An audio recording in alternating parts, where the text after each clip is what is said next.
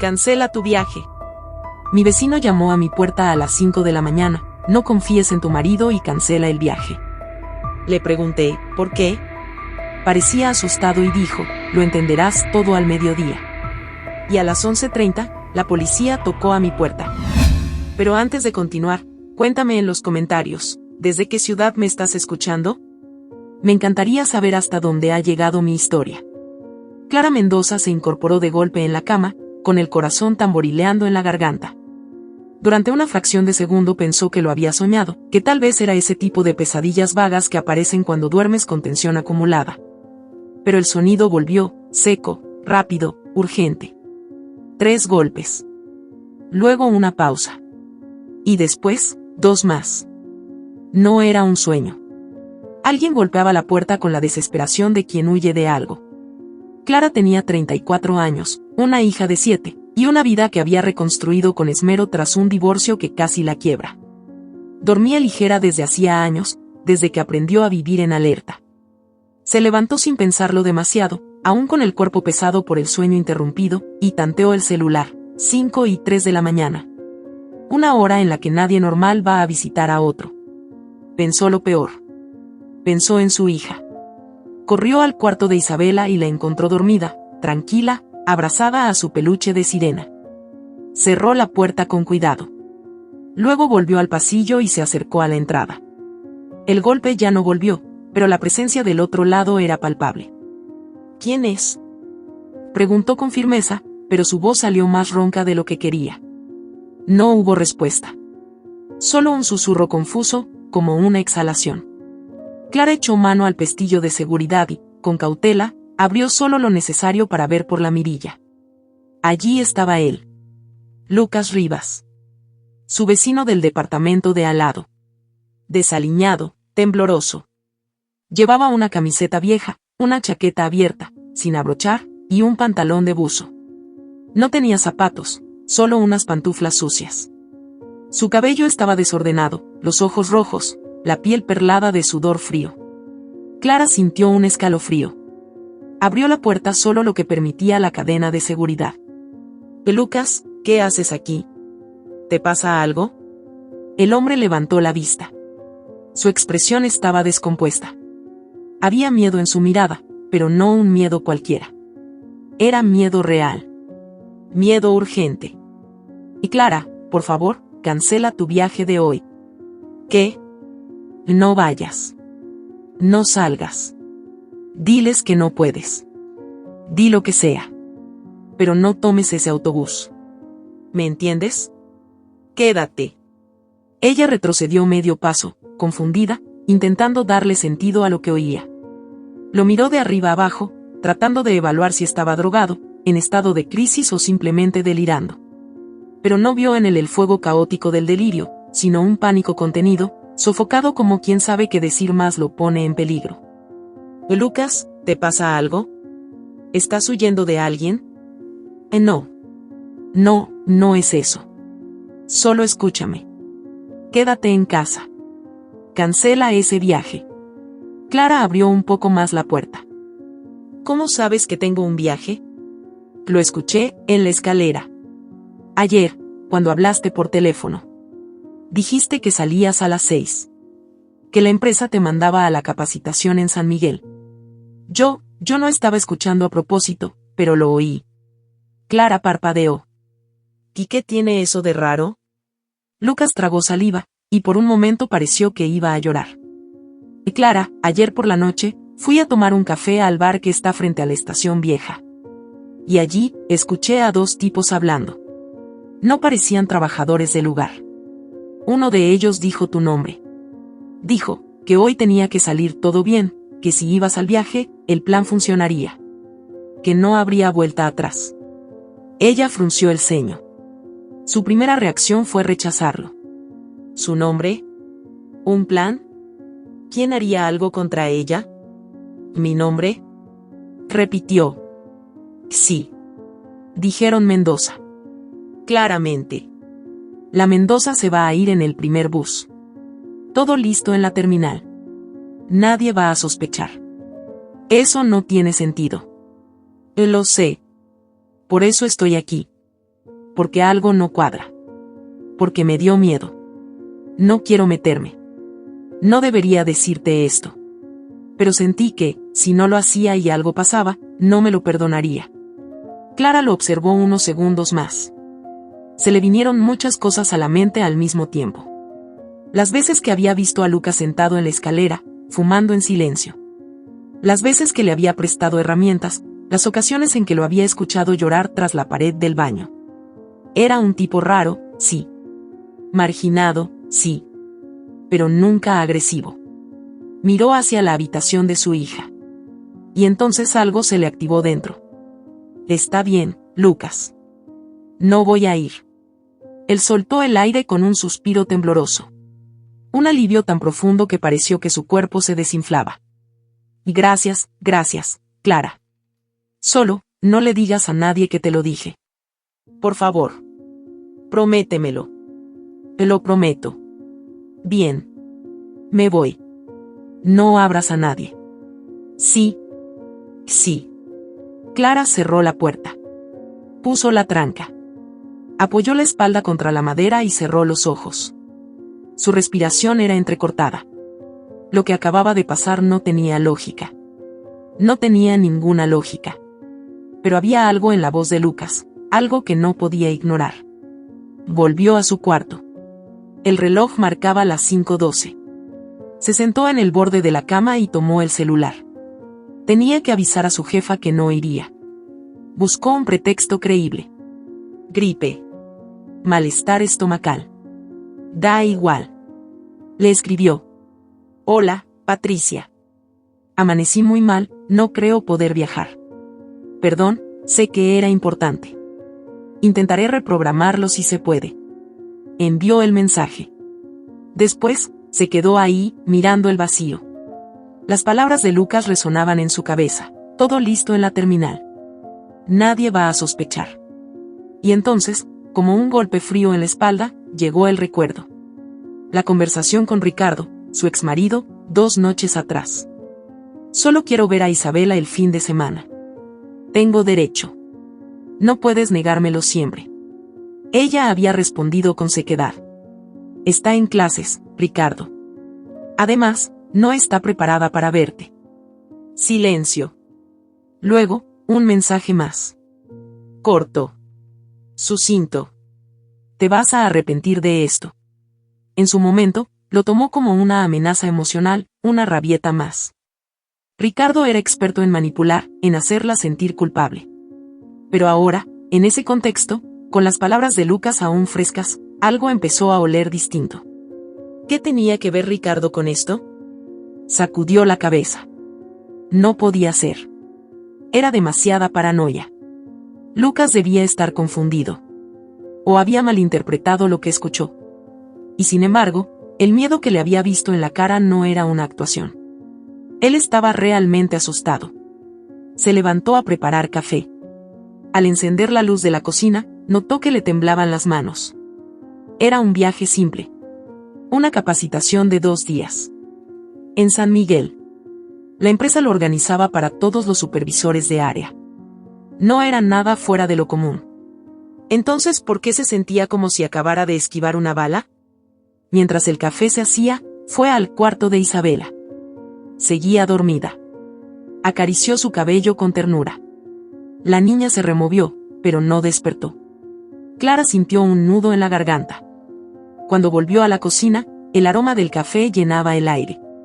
Tomó la taza con ambas manos y fue hasta la ventana. El cielo empezaba a aclarar, pero la ciudad aún dormía.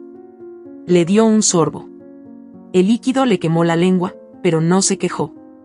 Entonces pensó en lo impensable. ¿Qué pasaba si Lucas tenía razón?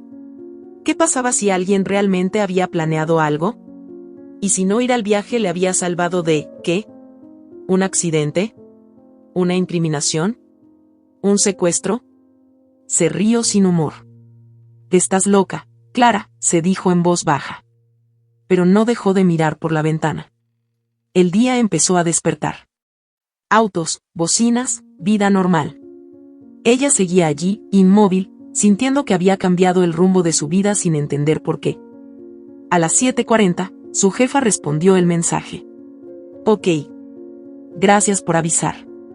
Que te mejores. Clara dejó el celular a un lado. No se sentía enferma. Se sentía alerta. Como si algo invisible estuviera al acecho. Y lo más perturbador de todo era que no sabía si era una víctima, o simplemente una mujer que había decidido confiar en el miedo de un vecino al que casi nunca miraba a los ojos. Ese día, Clara no fue a ningún lugar. Canceló su viaje. No por fiebre ni por malestar. Lo canceló por una intuición prestada. Por una advertencia dicha a las 5 de la mañana por un hombre al borde del colapso. Aún no sabía que esa decisión, nacida del miedo, sería la que salvaría su vida. Clara pasó el resto de esa mañana moviéndose como si el aire fuera más denso, como si algo invisible se aferrara a su espalda. No encendió la televisión. No revisó redes. No quiso abrir la ventana. Preparó desayuno para su hija, Isabela, con una amabilidad exagerada, como si al mantener la rutina pudiera convencerse de que nada estaba mal. Isabela, sin saber nada de lo ocurrido, comió en silencio, absorta en un dibujo que hacía con marcadores sobre una hoja arrugada. «¿Hoy no vas a viajar, mami?», preguntó sin levantar la vista. Clara la miró. Tragó saliva. Dudó medio segundo. «No, mi amor. Estoy un poco mal del estómago. No pude ir». «¿Te duele? ¿Quieres que te lleve una cobija?». Clara sonrió con una ternura rota. «Estoy bien.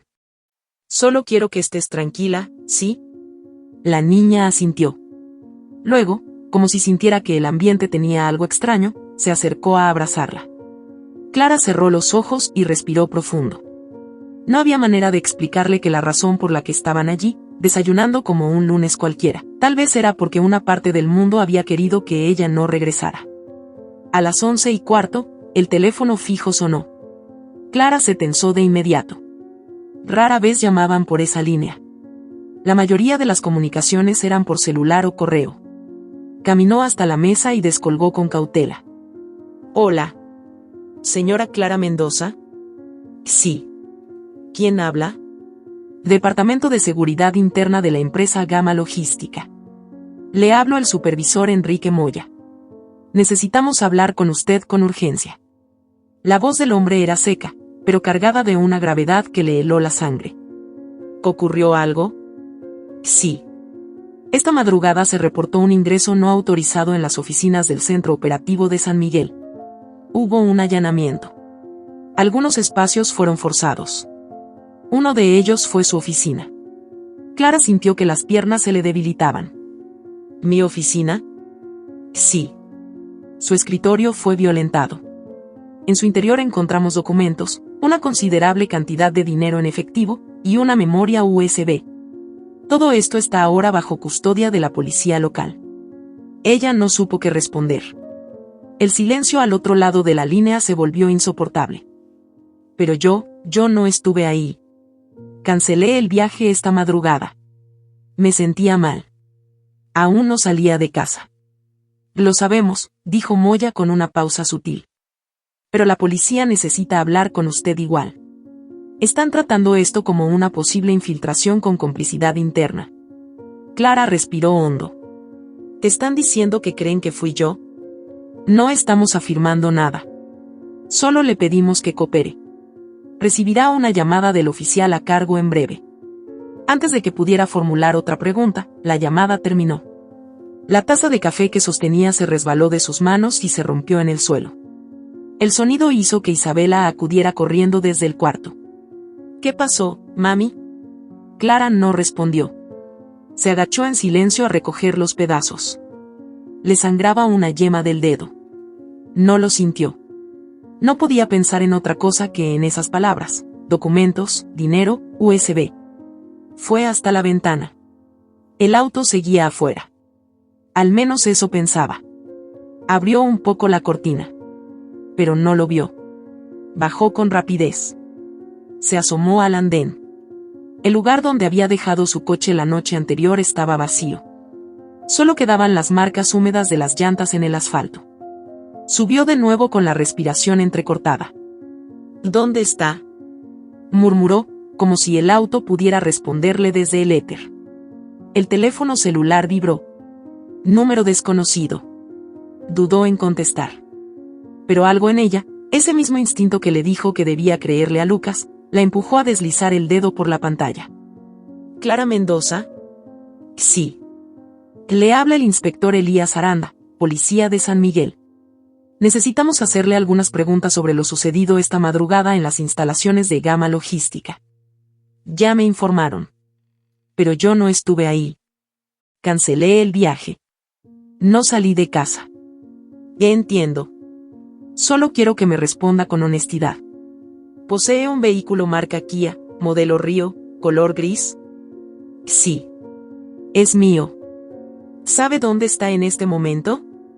Clara sintió cómo se le secaba la boca. Anoche estaba estacionado frente al edificio. Esta mañana, desapareció. El vehículo fue captado por las cámaras de seguridad del recinto a las 3:15 de la madrugada. Entró por la puerta posterior, accedió al estacionamiento del personal, y permaneció allí hasta las 5. No había registros de usted en el sistema, ni de su credencial. Pero su oficina fue la única manipulada con precisión. No hubo señales de violencia en la cerradura. Clara se apoyó en la pared. Le temblaban los brazos. Yo estaba dormida. Tengo una hija pequeña. No me moví de aquí. Lo comprendo. Pero necesitamos que permanezca en su domicilio. Un equipo irá a entrevistarla. Por su seguridad, no abra la puerta a nadie más. ¿Estoy en peligro? El silencio al otro lado fue apenas de 3 segundos. Pero dolió como un golpe. Solo coopere, señora Mendoza. La llamada terminó. Clara bajó el celular lentamente. El mundo a su alrededor se sentía borroso. Lo que antes parecía una paranoia de Lucas, una advertencia impulsiva, ahora empezaba a tomar forma de algo más. Mucho más oscuro. Alguien había entrado a esa oficina usando su nombre. Su escritorio. Su coche. Todo estaba cuidadosamente montado.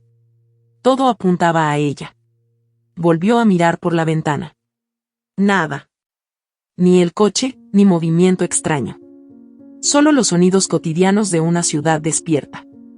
Fue hasta su cuarto. Tomó el celular y volvió a leer los últimos mensajes de Ricardo. El del viernes por la noche, sobre la visita de fin de semana. Su negativa. El silencio. Y luego, la frase en la madrugada, te vas a arrepentir de esto. ¿Podía estar relacionado? ¿Hasta dónde era capaz de llegar Ricardo por venganza? Volvió a la cocina. Llamó a Isabela. Mi amor, ven. Necesito que te cambies. Vamos a quedarnos con la tía Mónica un rato, ¿sí? La niña asintió sin preguntar. Clara empacó unas cosas básicas en una mochila, tomó algunos documentos, y escribió un mensaje rápido a su hermana. No podía quedarse en casa. No si su nombre estaba involucrado en algo que no comprendía. Antes de salir, revisó por el ojo de la puerta. Nada sospechoso. Bajó con cuidado. No vio coches extraños. Caminó hasta la avenida con la niña tomada de la mano, cruzando miradas rápidas a todos lados. Al llegar a la casa de su hermana, se sintió respirar por primera vez en horas.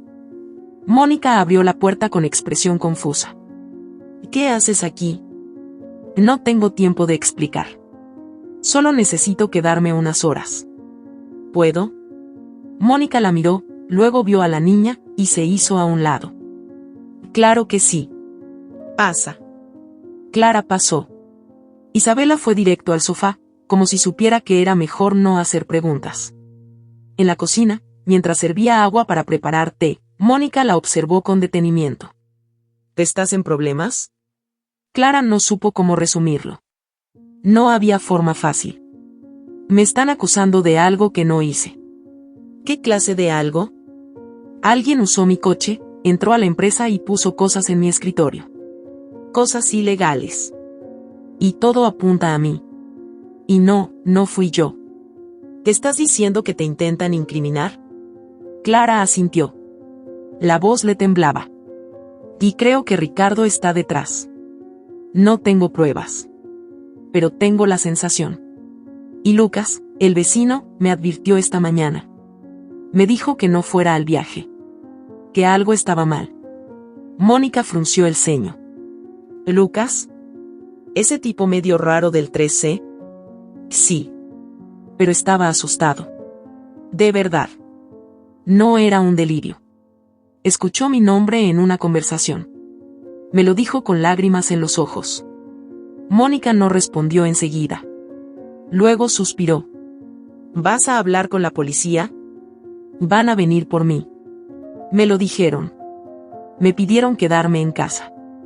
Pero no puedo arriesgarme. No quiero que Isabela esté ahí cuando lleguen. Aquí está segura. Lo sé. Pasaron las horas como una cuenta regresiva. El corazón de Clara no se calmaba. En su mente todo era una espiral de posibilidades. ¿Y si plantaron huellas? ¿Y si alguien la vio en un lugar donde nunca estuvo? Y sí. A las 6 de la tarde, recibió otro llamado. Esta vez era el inspector Aranda de nuevo. Y necesitamos verla, señora Mendoza. ¿Dónde se encuentra? Clara dudó. Estoy en casa de mi hermana. Mi hija está conmigo. No quiero que ella esté presente si van a interrogarme. Que lo entendemos. ¿Podemos enviar un equipo ahora? Sí. Mándenlo. 10 minutos después, un auto con placas oficiales se estacionó frente al edificio. 2 agentes tocaron la puerta. Clara salió sola, dejando a su hermana con la niña. En la sala de entrevistas improvisada que montaron en una oficina del lugar, le mostraron fotos. Su coche entrando. Su escritorio con documentos que jamás había visto. Billetes de alta denominación. La memoria USB. ¿Reconoce alguno de estos elementos? No. Nada de eso es mío. ¿Tiene enemigos en la empresa? No. Siempre he trabajado bien. Me mandaron al viaje como parte de una capacitación rutinaria. ¿Por qué canceló? Y me sentía mal. Los agentes se miraron entre ellos. ¿Alguien puede confirmar que estaba en casa durante la noche? Mi hija. Tiene 7 años. Estuvo conmigo. El inspector tomó nota. ¿Tiene sospechas de quién pudo haber hecho esto? Clara tragó saliva. Miró al suelo. Sabía que al decirlo, estaba abriendo una puerta que ya no podría cerrar. Mi ex esposo. Ricardo Álvarez. El silencio que siguió fue denso. El agente anotó con rapidez. ¿Motivo? Quería ver a nuestra hija este fin de semana. Me negué. Me escribió mensajes extraños. Tiene antecedentes. Y un historial de manipulación.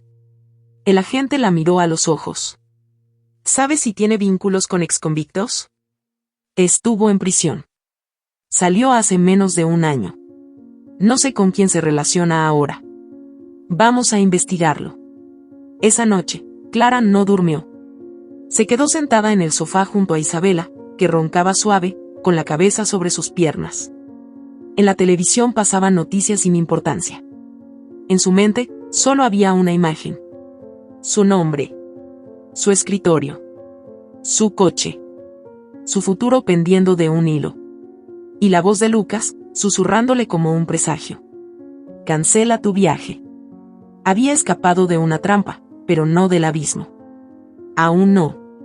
Clara lo comprendió apenas despuntó la primera luz del día.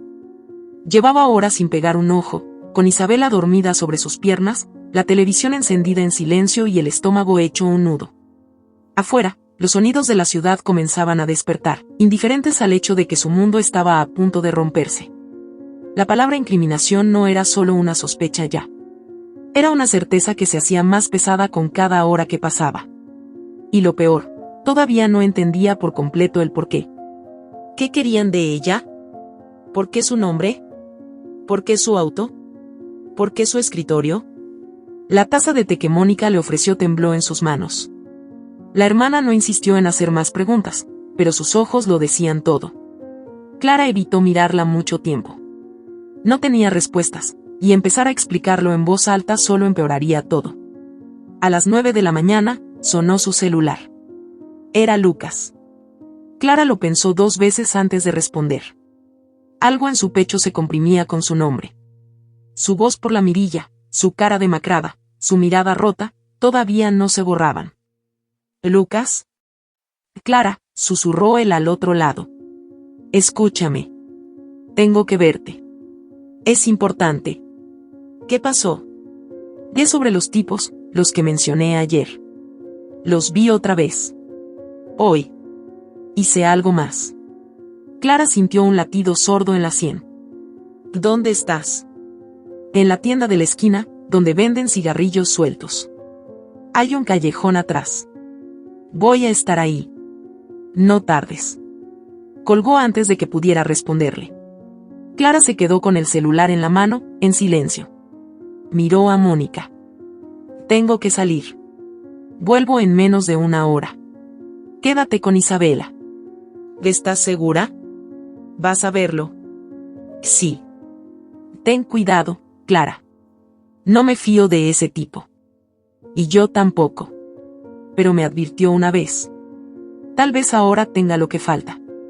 Salió con una capucha sobre la cabeza y la mochila colgada al hombro. Las calles olían a pan recién hecho, a motores encendidos, a niños corriendo hacia la escuela. Clara caminaba como si cruzara un campo minado. Cada sombra era una amenaza. Cada cruce, una sospecha. Lucas estaba en el callejón.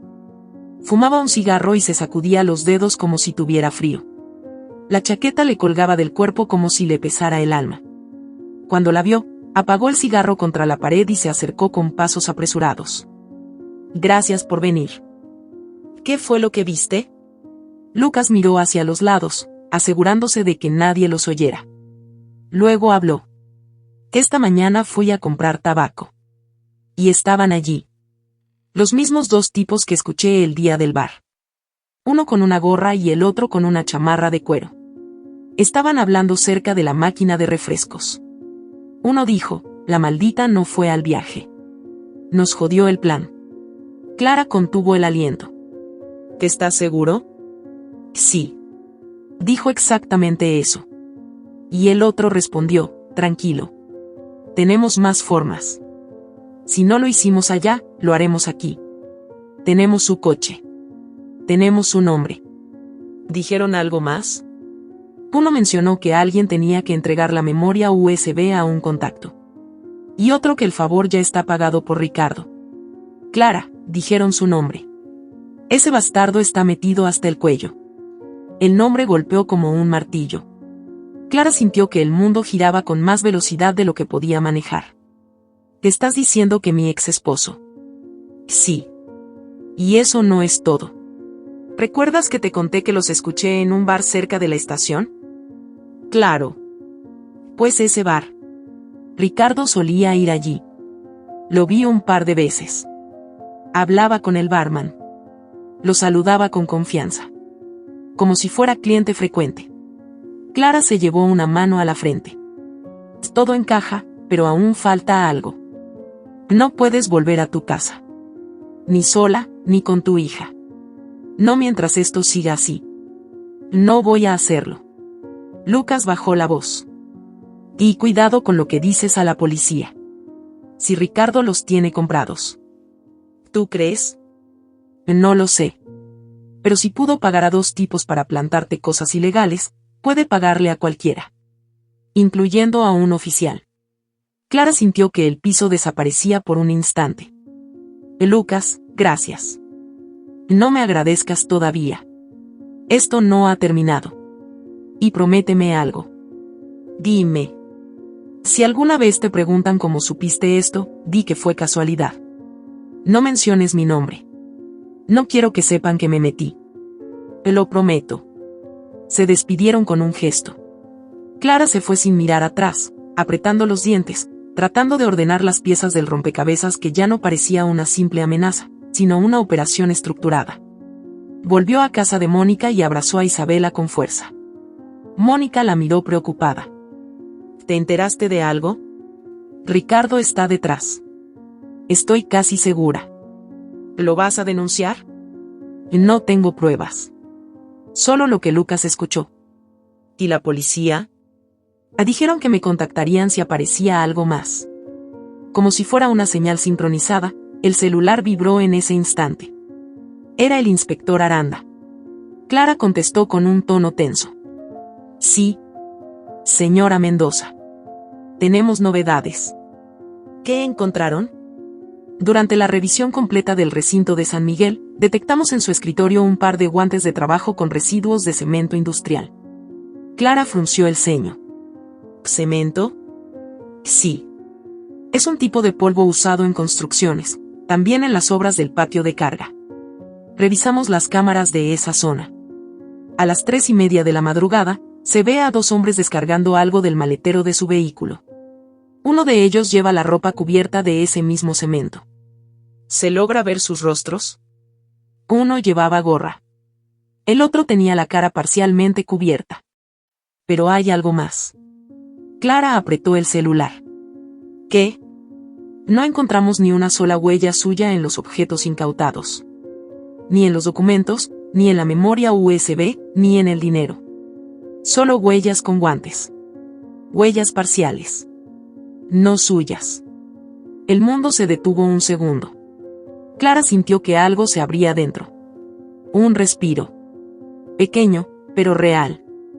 Entonces, no podemos descartarla aún. Pero empieza a aparecer una incriminación. El montaje fue cuidadoso. Muy profesional. ¿y ahora? Seguimos la investigación. Pero quiero que esté alerta.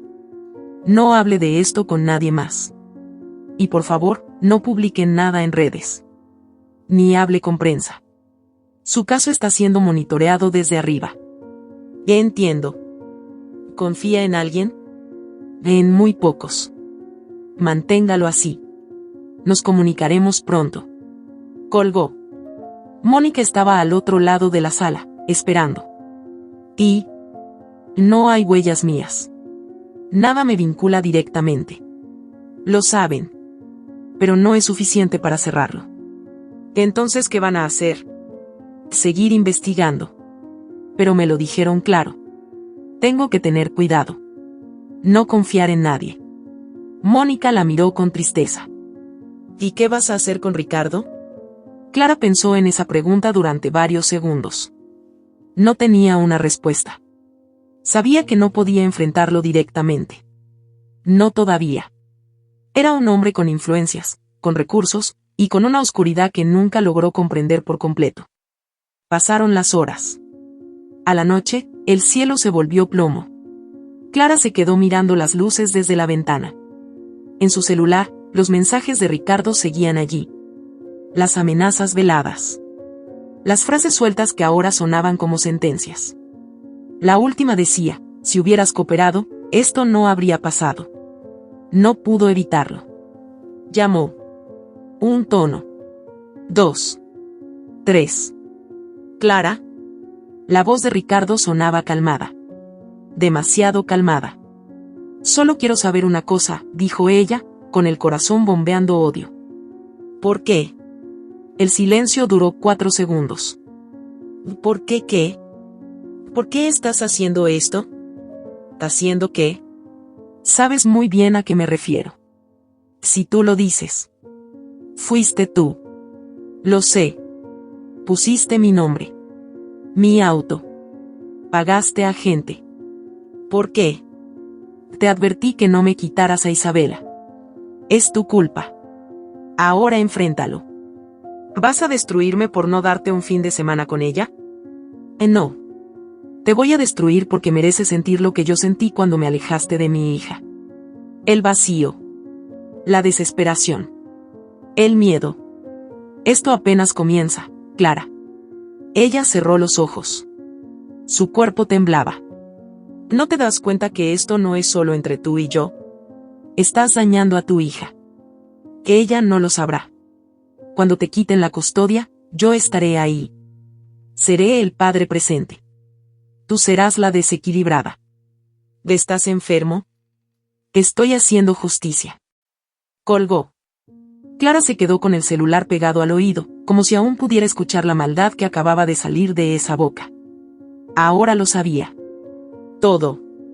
Era él. Y no solo buscaba vengarse. Quería borrarla. Esa noche, comprendió que ya no estaba escapando de una trampa. Estaba atrapada en el corazón mismo de ella. La trampa ya no era una posibilidad. Era un hecho. Clara lo sentía en la piel, en los silencios de la casa, en los susurros que su mente fabricaba cuando se quedaba sola. La madrugada anterior, Ricardo se había quitado la máscara con la tranquilidad de un hombre convencido de que tenía la victoria asegurada. Había hablado con la seguridad de quien no teme consecuencias, con la frialdad de alguien que ya había hecho esto antes o, peor aún, que había soñado hacerlo durante años.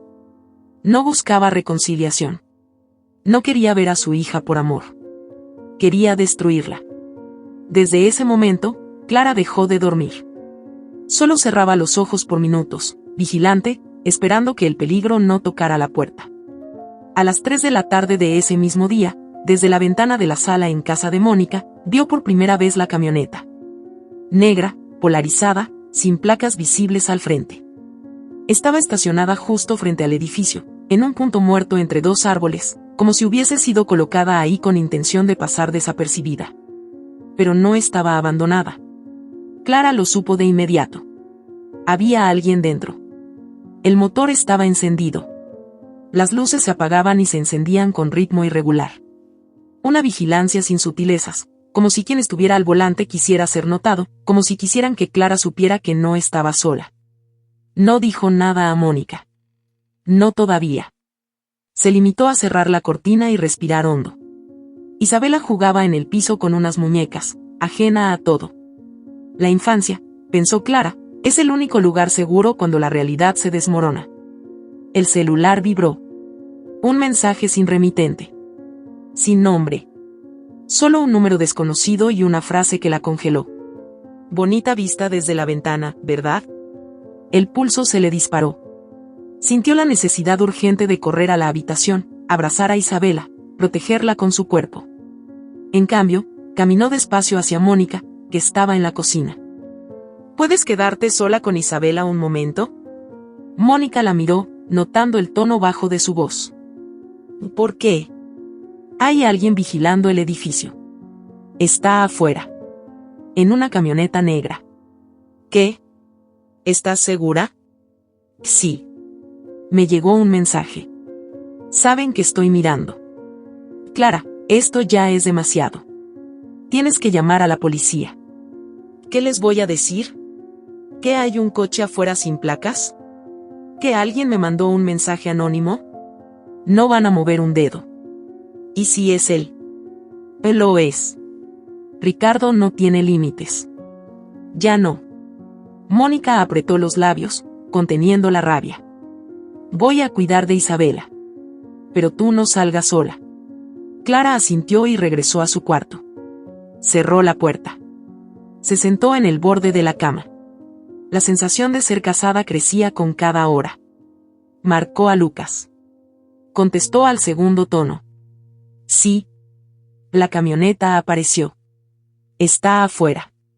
Frente al edificio. Lucas tardó en responder. Entonces están listos para dar el siguiente paso. ¿Cuál es el siguiente paso, Lucas? ¿Destruirme por completo? No lo sé. Pero no se van a detener. Y hay algo que debes saber. ¿Qué? Anoche me acerqué al bar donde escuché a los tipos por primera vez. Fingí que estaba borracho, como otras veces, y me senté cerca de ellos. No dijeron mucho, pero uno mencionó la palabra siso. ¿Siso? Es una jerga de los reclusorios. Así le dicen al aislamiento en algunos penales. Donde Ricardo estuvo. El siso no es solo un lugar, es un mensaje. Significa que el que sale de ahí, sale con un favor pendiente. Clara se quedó en silencio.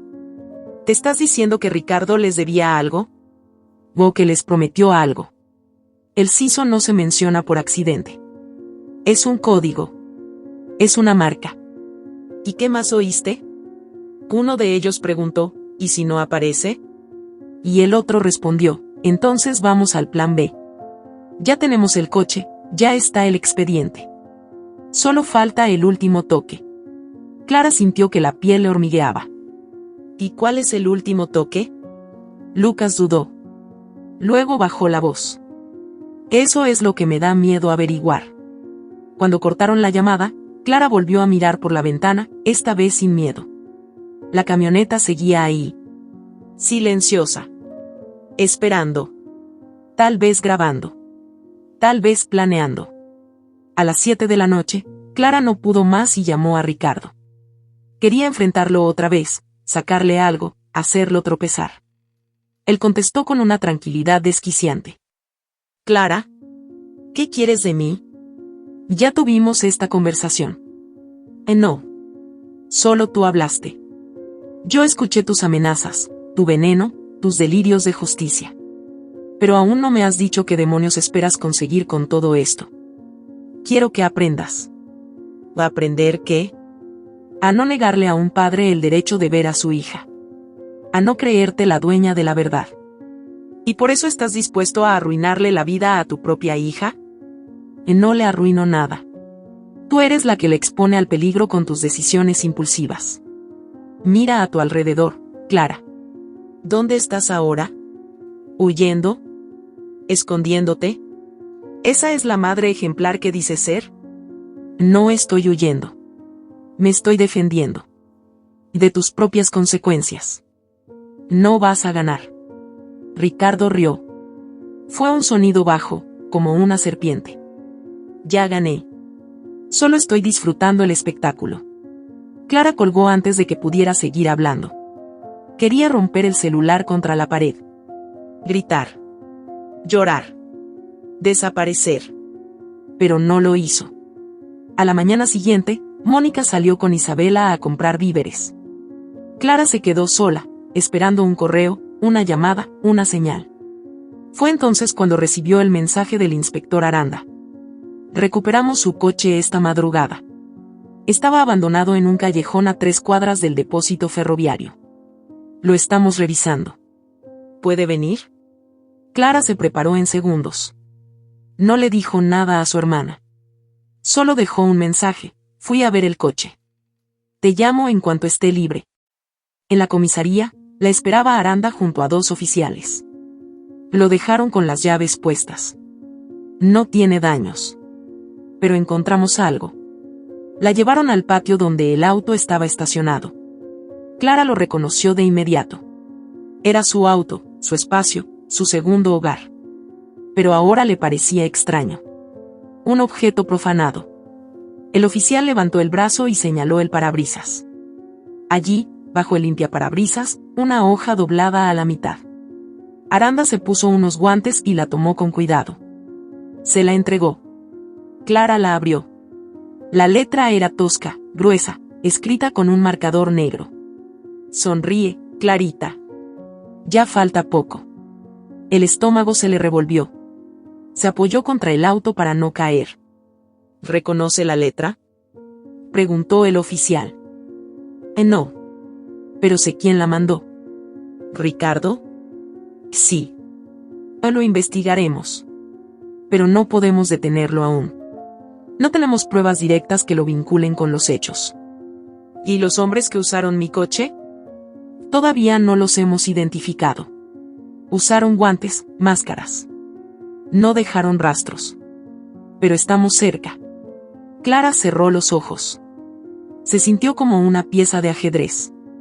Un peón a punto de ser sacrificado. ¿Y ahora qué?, preguntó. Ahora seguimos con vigilancia. Y usted debe protegerse. No me importa si me destruyen a mí. Pero si le hacen daño a mi hija. No lo permitiremos. Pero necesita mantenerse alerta. Esa noche, la camioneta desapareció. Y Clara supo que eso no era buena señal. Cuando los depredadores se ocultan, no es porque se han ido. Es porque están listos para atacar. Clara lo supo cuando el silencio se volvió demasiado largo. La camioneta desapareció sin previo aviso, como si hubiese cumplido su función. Como si los ojos que la vigilaban ya no necesitaran estar ahí afuera, porque lo que venía ahora sería desde dentro. Esa calma artificial la mantuvo despierta durante horas, cada crujido en la madera del piso, cada sombra proyectada en la pared, la ponía en estado de alerta. Isabela dormía profundamente en la habitación contigua, y Clara no dejaba de vigilar la puerta, el celular, la ventana. Algo le decía que el clímax estaba cerca. Y llegó. A las 6:45 de la mañana del día siguiente, su celular vibró sobre la mesa de noche. Era un número desconocido. Dudó, como había hecho tantas veces en las últimas jornadas, pero contestó. ¿Clara Mendoza? Preguntó una voz firme. Sí. ¿Quién habla? Detective Elías Aranda. Tiene que escuchar esto. Clara se incorporó de golpe. El corazón le latía con fuerza. ¿Qué ocurrió? Detuvimos a un sujeto en la autopista que conecta con San Miguel. Llevaba una mochila con guantes, cinta adhesiva y documentos con su nombre. Coinciden con los hallados en su oficina. Está bajo custodia. Lo estamos interrogando. ¿Quién es? Se identificó como Camilo Ortega. Tiene antecedentes por extorsión y falsificación. Lo vinculamos con el vehículo que ingresó a su empresa aquella noche. La placa del coche que conducía está asociada con un taller que aparece en los registros de su exesposo, Ricardo Álvarez. Clara se levantó del colchón. Su cuerpo vibraba. ¿O lo tienen? ¿Lo confesó? Estamos en ello. Pero nos pidió hablar antes con su abogado. Aún así, soltó una frase importante. Dijo, el idiota de Ricardo nos pagó por un trabajo limpio.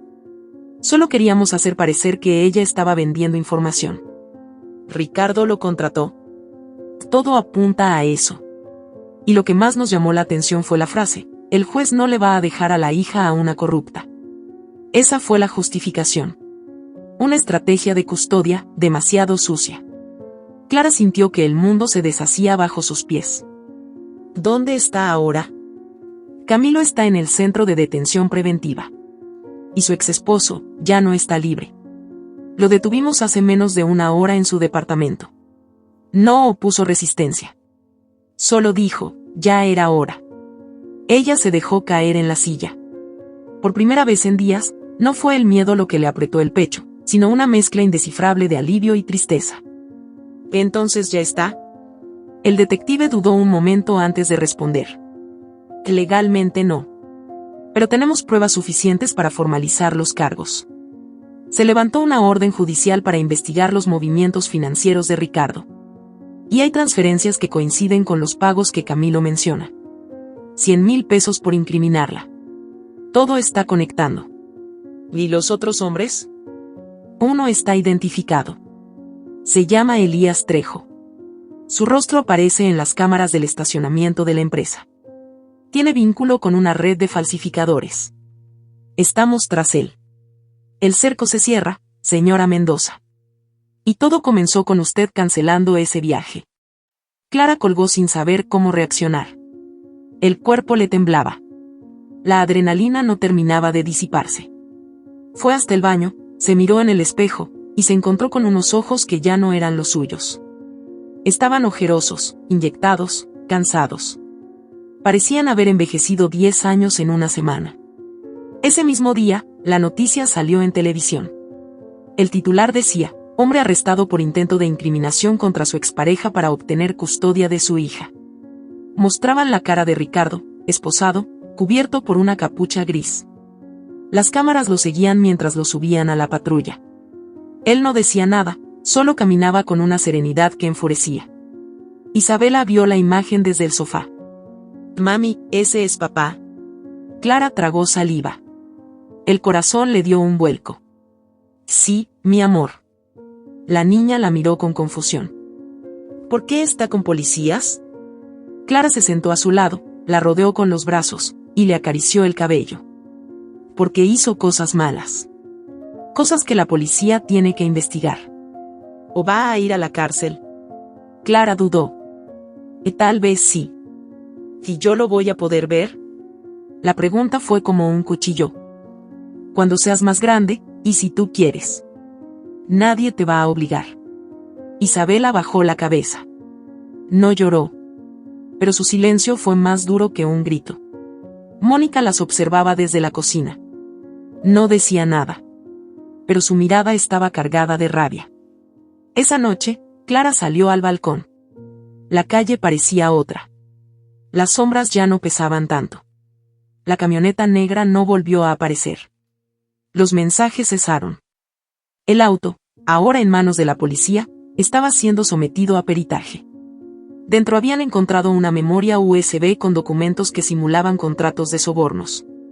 Todos firmados con el nombre de Clara, pero con tipografías burdas y datos falsos. Los guantes, con residuos de cemento, coincidían con los hallados en el escritorio. Las cámaras mostraban a los hombres entrando en la empresa con la llave que alguien les había facilitado. Todo apuntaba a Ricardo.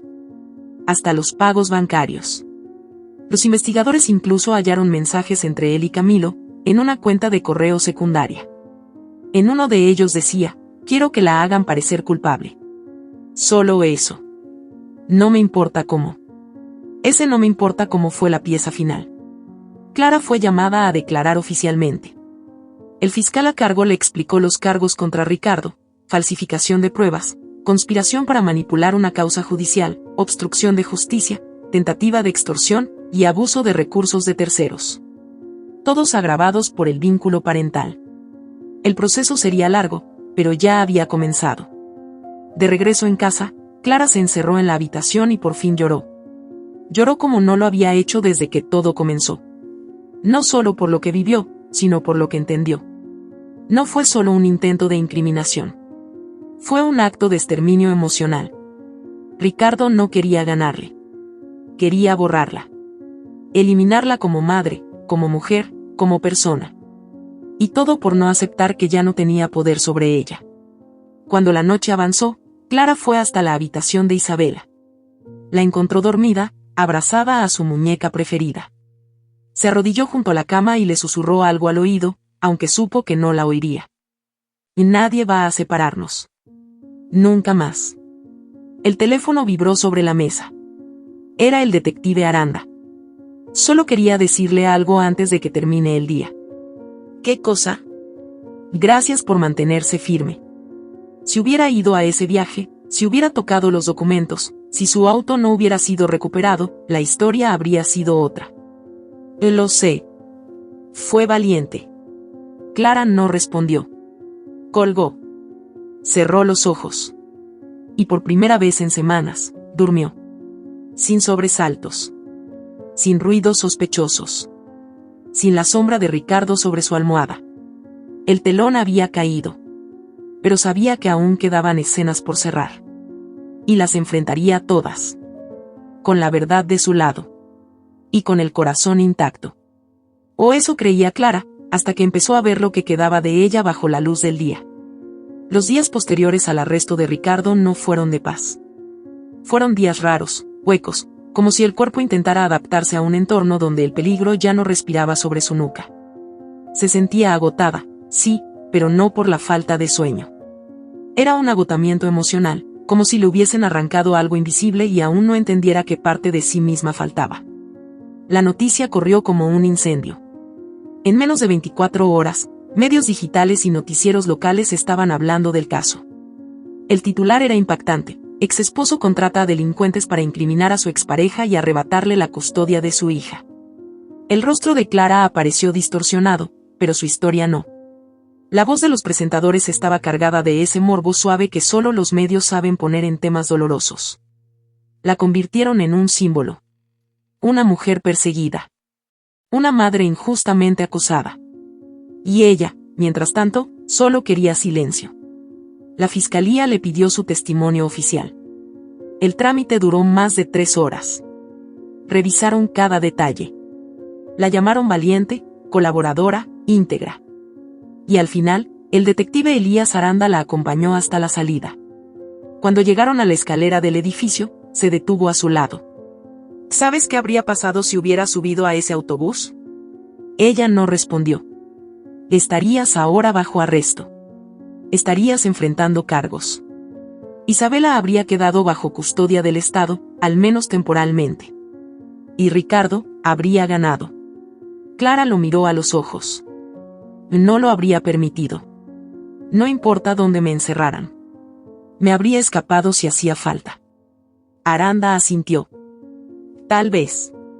Pero no todo el mundo tiene la suerte de tener a alguien como Lucas Rivas tocando su puerta a las 5 de la mañana. Clara lo pensó. No había ido a verlo. No desde que todo estalló. No sabía si aún estaba en el edificio, si se había marchado, si lo habían amenazado o si simplemente se había retirado como quien cumple una misión y desaparece en la oscuridad. Decidió buscarlo. Esa misma tarde, dejó a Isabela con Mónica y fue al edificio. Caminó por el pasillo que tantas veces había recorrido sin mirarlo. Llamó a su puerta, pero no hubo respuesta. Volvió a tocar. Esperó. Nada. Cuando ya estaba por irse, la puerta se entreabrió. Lucas tenía el rostro más delgado, la barba más crecida y las ojeras más profundas. Olía a tabaco y humedad. Aún así, sus ojos se iluminaron cuando la vio. Clara. Ella no dijo nada. Solo lo abrazó. Él se quedó rígido unos segundos. Luego, torpemente, le devolvió el gesto. Te debía esta visita, dijo ella al fin. Me salvaste la vida. Lucas sonrió con tristeza. No fue por ti. ¿Cómo que no? Fue por mí. Por no volver a quedarme callado. Por no fallar otra vez. Clara frunció el ceño. ¿Otra vez? Lucas se sentó en una silla rota, dentro del pequeño departamento oscuro. Ella lo siguió. El lugar estaba lleno de botellas vacías, cajas de pizza y ropa arrugada. Pero algo en su caos era familiar. Real. Humano. Hace años, dijo él, mi hermana estuvo en una situación parecida. Un tipo la acosaba. Le dije que no hiciera nada, que no se metiera. Que no lo enfrentara. Que dejara todo como estaba. Me rogó ayuda. No moví un dedo. 2 semanas después, la encontraron inconsciente en su departamento. Ese tipo la golpeó casi hasta matarla. Sobrevivió, pero perdió la visión en un ojo. Nunca me lo perdoné. Clara sintió que algo le apretaba la garganta. Lo que hiciste por mí fue más de lo que cualquiera ha hecho.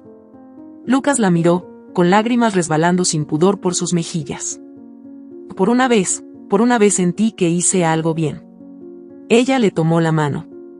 No por compasión, sino por respeto. Y lo hiciste. No sabes cuánto. Permanecieron en silencio. El ruido del ventilador roto era lo único que se oía. Después de unos minutos, Clara se despidió. Lucas no la acompañó a la puerta. Solo le dijo, sin mirarla. Ten cuidado. A veces, las heridas no las deja el enemigo, las deja el mundo que mira sin hacer nada. Clara regresó con Isabela. Mónica la recibió con una carta en la mano. El sobre llevaba el sello de la empresa donde trabajaba. Llegó esto. No quise abrirlo. Clara lo rompió con manos temblorosas. Era una notificación oficial. La empresa iniciaba un proceso de revisión administrativa de su contrato. Mencionaban el escándalo mediático y la posible afectación a la imagen de la compañía. Mónica reaccionó de inmediato. ¿Van a despedirte? No lo dicen así, pero eso intentan. ¿Después de todo lo que viviste? Ellos ven titulares, no historias. Esa noche, Clara preparó un comunicado. Lo publicó desde su cuenta personal, con nombre y apellido. Explicó todo. Los mensajes de Ricardo. La intervención de Lucas. La acusación falsa. El intento de arrebatarle a su hija. Publicó sin filtros. Sin pena. Con rabia. Con dignidad. El texto se viralizó en menos de 2 horas. Las reacciones no se hicieron esperar. Cientos de personas la respaldaron. Otros tantos compartieron sus propias historias de manipulación judicial, de violencia legal, de padres o madres que usaban a los hijos como armas. Un medio independiente la contactó para una entrevista. Aceptó. Y habló con calma. Con detalle. Con el peso de quien ha conocido el infierno y ha vuelto para contarlo. La empresa, al día siguiente, se retractó. Le enviaron un correo pidiendo disculpas por la confusión y reafirmaron su compromiso con las víctimas de violencia estructural. Clara no respondió.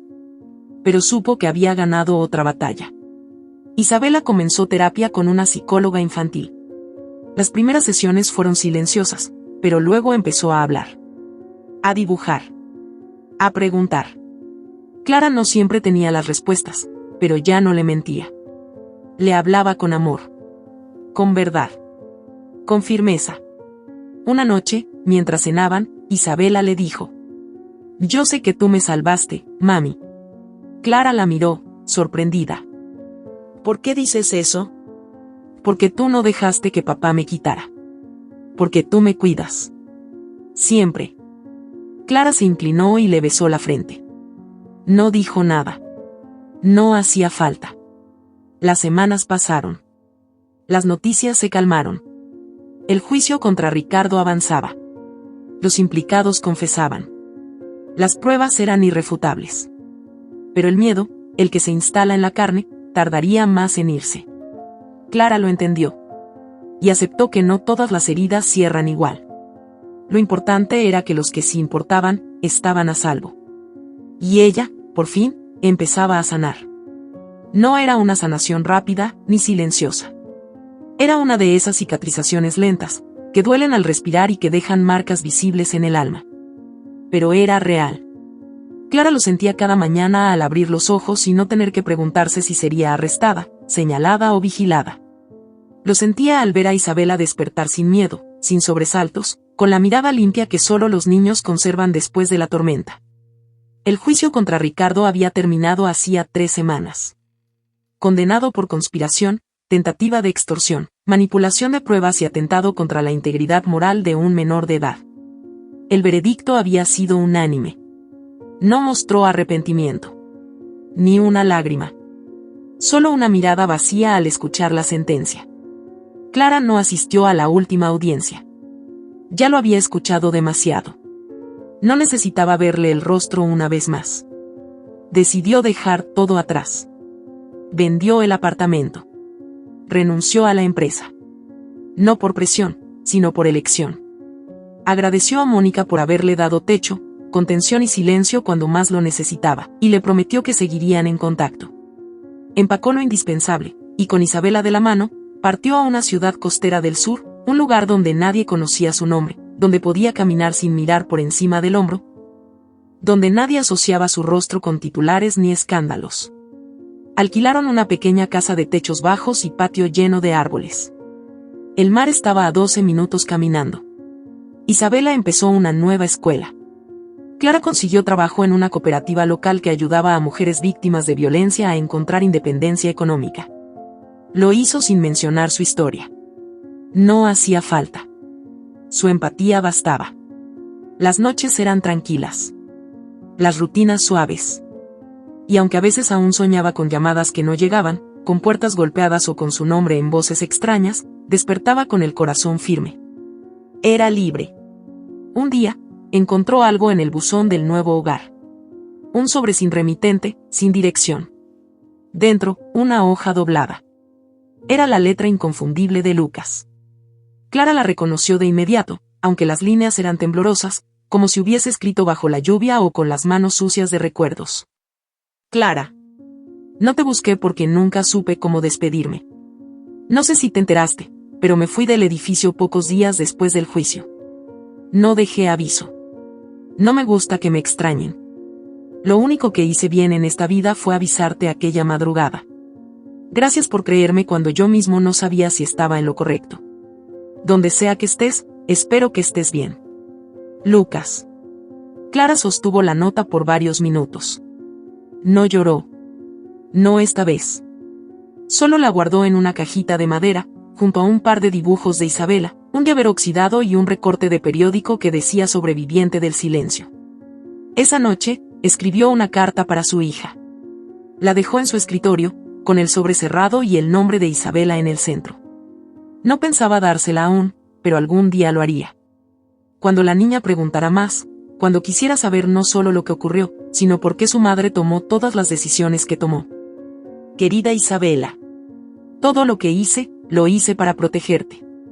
Puede que cuando leas esto ya seas una joven con ideas propias y ojos más grandes que el mundo.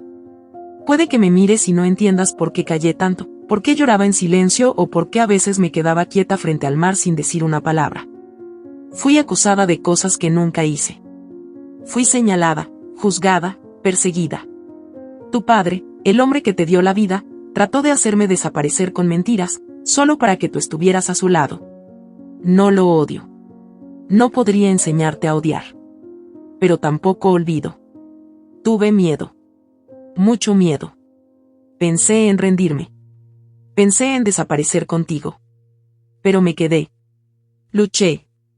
Y aquí estamos. Este nuevo lugar es nuestro comienzo. Un espacio limpio, sin manchas del pasado. Tú mereces crecer sin cargar heridas que no son tuyas. Y yo, merezco seguir viviendo sin miedo. Te amo con cada célula de mi cuerpo. Siempre. Mamá. Clara guardó la carta en el fondo del cajón, cerró la tapa y apagó la luz. El viento del mar entraba por la ventana abierta. Isabela dormía con la misma paz con la que alguna vez soñó para ella. Pasaron los días. La cooperativa le propuso participar en una entrevista para una radio local. Aceptó. Era la primera vez que hablaba públicamente desde el escándalo, pero esta vez era diferente. Nadie buscaba carnaza. Nadie quería titulares. Querían su experiencia. Su voz. Clara habló con calma. No mencionó nombres. Habló de las mujeres que no logran escapar, de las que confían en el sistema y no reciben justicia, de las que son juzgadas por intentar sobrevivir. Habló de los manipuladores, de las estructuras invisibles que los protegen, de los vacíos legales que dejan a las madres sin armas. Y habló del instinto. Ese que muchas veces es tachado de irracional, de emocional, pero que en su caso, le salvó la vida. Yo no era una víctima débil, dijo frente al micrófono. Era una mujer enfrentando una guerra diseñada para no dejar rastros. Y sobreviví gracias a una cosa: alguien me creyó. No me juzgó. No me pidió pruebas. Solo me dijo, quédate en casa. Y yo, por primera vez, escuché. Escuché con el corazón. Después de esa entrevista, recibió decenas de mensajes. No todos eran de apoyo. Algunos la acusaban de exagerar. Otros defendían a los padres alienados. Pero la mayoría, la gran mayoría, eran de mujeres que le daban las gracias por decir lo que ellas no podían decir en voz alta. Una mañana de cielo abierto, Clara caminaba por el parque con Isabela. Era su paseo habitual después de clases. La niña corría entre los árboles, recogía flores, cantaba canciones inventadas. De pronto, se detuvo y la miró. Mami, ¿por qué nos fuimos? Clara pensó en todas las posibles respuestas. Porque alguien quiso destruirnos. Porque el mundo a veces se vuelve demasiado oscuro. Porque necesitaba protegerte. Porque yo también necesitaba vivir. Pero no dijo nada de eso. Se agachó frente a su hija, le acarició el cabello y respondió con una sonrisa leve. Porque a veces, para vivir, hay que volver a empezar. Isabela asintió como si lo entendiera todo, como si esa frase fuera suficiente para poner orden en el universo. Clara la observó correr de nuevo, con esa libertad que no conocía el miedo. Y entonces, por primera vez en mucho tiempo, miró al cielo. Las nubes eran lentas. La luz era cálida. El viento, suave. Y pensó que quizás Dios había estado ahí todo el tiempo. No como un milagro repentino. No como un acto de fuerza. Sino como esa voz leve, esa advertencia a las 5 de la mañana. Como ese vecino que nadie escuchaba. Como ese presentimiento que insistía aunque todo lo lógico dijera lo contrario. Dios, pensó Clara, no siempre llega con trompetas. A veces llega con una mano temblorosa tocando tu puerta. Y entendió, con una certeza nueva, que la vida no era algo que se reanudaba después del infierno. Era lo que construías con lo que quedaba después de haberlo atravesado.